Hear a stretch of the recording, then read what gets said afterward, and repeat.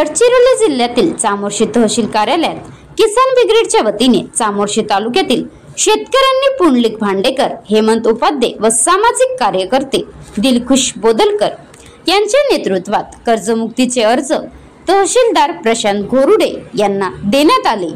सदर अर्ज तहसीलदार मार्फत जिल्हाधिकारी गडचिरोली यांच्याकडे पाठविण्यात येणार आहेत। सत्तेत आल्यास शेतकऱ्याचं कर्ज माफ करू असे आश्वासन खरं तर महायुतीनं आपल्या वचननाम्यात दिलं होतं, मात्र सत्तेत आल्यानंतर दिलेल्या शब्दाचं पालन न केल्यामुळे शेतकऱ्यांमध्ये तीव्र नाराजी आहे।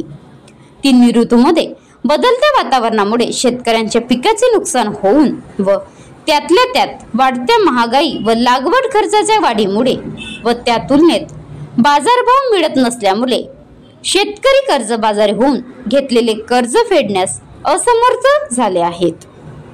तहसीलदार यांना कर्जमुक्तीसाठी शेतकऱ्यांनी भरलेले अर्ज व निवेदन देते वेळी शेतकरी पत्रकार पुंडलिक भांडेकर, हेमंत उपाध्ये, दिलखुश बोदलकर, तामदेव सातपुते, दिलखुश कुंगाडकर, सामाजिक कार्यकर्ते अशोक पोरेंडीवार, पुरुषोत्तम पटलवार, तसेच लखमापूर बोरी, कुंगाडा, घारगाव, मुरमुरी, पावी मुरांडा, माल्लेर, मुरखडा, जोगना, तोडोदी, चामोर्शी, चाकलपेठ आदी गावातील शेतकरी मोठ्या संख्येने उपस्थित होते।